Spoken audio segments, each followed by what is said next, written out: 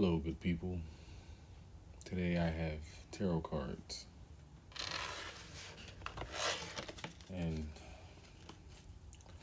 I'm gonna start doing this. I might start doing, daily tarot card readings. Maybe do more, depending on how I'm feeling. Depends. But I got doodle cards. They're awesome. I'm gonna do a collective reading. Nothing, whatever messages come to me via intuition is how we gonna start it off. I also have rune cards. I have mudra cards, and I have spirit animal cards. And for those that don't know, mudra are like the hand gestures to promote different aspects of your mental and physical and emotional. And I also have runes. If you don't know what runes are, they're basically like, it's technically an alphabet, an ancient alphabet that have hold individual meanings and value. You got tiles up there? So yeah, we're gonna start with the tarot cards, and then I'll rotate as I feel necessary. So collective reading, stand aside.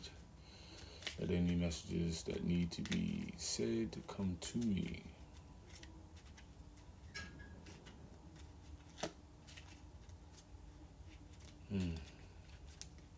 Completion, calibration, growth. I feel the end of the year is monumental for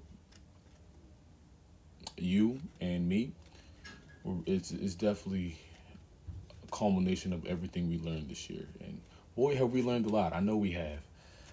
So I'm automatically getting, we've been in this trial and error period for a good chunk of the year, trying to, settle everything in as far as getting better at just however you can.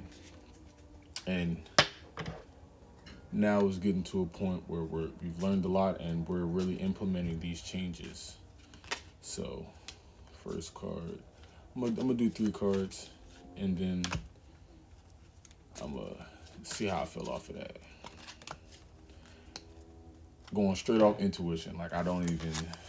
So automatically we got the 4 of Wands, the Ace of Wands, and the Temperance card. Oh shit! Don't you see the cards? I mean, aren't they amazing? I love these cards so much. I do. So in this order, I got the 4 of Wands first.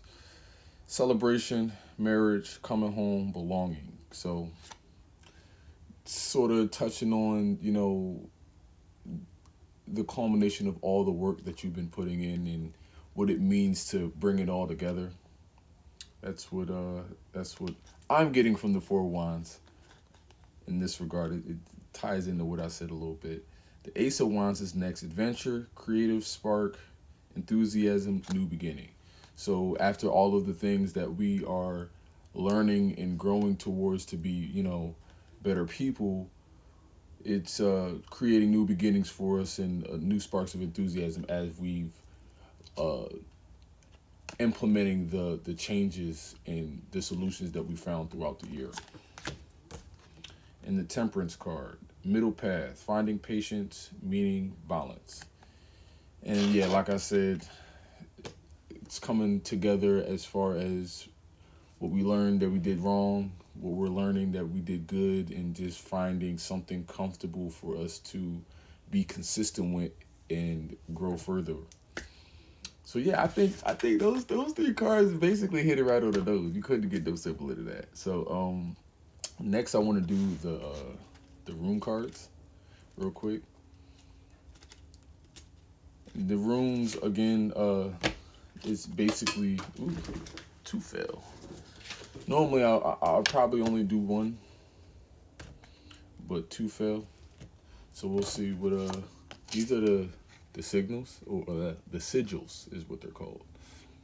I also have like live runes, but that's for another video. So the first card, Pethro. Uncertain meaning, a secret matter, a mystery, hidden things, and occult abilities.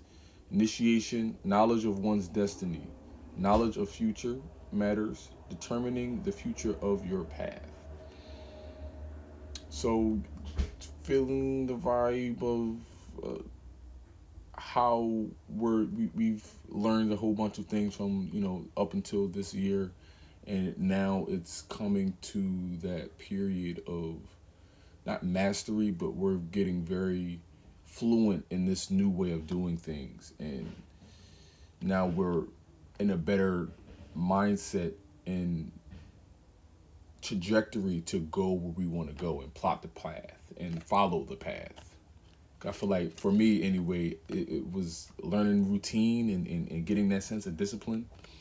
But I think that also sums up what I've been saying thus far. And the second one is Anzuz, Ansuz. And revealing a message or insight, communication, signals, inspiration, enthusiasm, speech, true vision, power of words, naming, blessings, the taking of advice. So what I'm getting with that is more so the vigor to continue going on, the trying to stay balanced as far as getting new insights and appreciating what we have gotten and what we can tell and give to the community however we see fit. Just because of our growth in and of ourselves is enough to give somebody a nice useful information or two, or something to help improve the next person's life because of the growth that we've been able to overcome and grow further with. So I think that's we cook it a little bit. All right, so we also have, I'm gonna do the Mudra cards last. We have spirit animal cards. I only got 3 minutes left, so we're gonna make this quick. Right, so spirit animals have significant meanings depending on the context and what they represent as their character or their basic genetic makeup entails. So first card, I'm gonna do 3. Armadillo is protection. You are entering a phase where in order for you to be in alignment with your intentions and co-create your best life, you may have to be discerning and say no to many things that have been holding you back in the past. Elephant, forgiveness, second card. If you are feeling angry about past issues, the elephant is asking you to discover the more vulnerable feelings that anger you. You are being asked to forgive and be gentle with others. I'm gonna get to that. The hippopotamus, exploration. If you have become bored with your life, you have the creative power to stir things up and revitalize everything. You can do this by starting new projects, setting new goals, and making spiritual connections. So basically what I'm getting from these 3 cards is the protection of moving forward and not allowing the past to creep back on us because of all of the changes that we've been making thus far. The exploration is basically moving forward with that discernment, with that protection that we're reinforcing within ourselves, and basically having the confidence to explore more. And forgiveness is people aren't as necessarily hip to the lifestyle that we live, so as they are trying to understand for themselves, we have to be patient because it can be frustrating when we feel like we know so much and we're like, oh man, well I gotta tell you everything. Like, yeah, you sort of do. So real quick, the last Mudra card is relief. So it's just this. Ballast overboard. I don't know what that means. But relief, anything that's ailing you, anything that's creeping up on you, sadness, anger, just, try and zen out and hit this pose and let me know if you feel better. But until next time, I'm going to do more of these tarot card readers. But until next time, y'all, peace.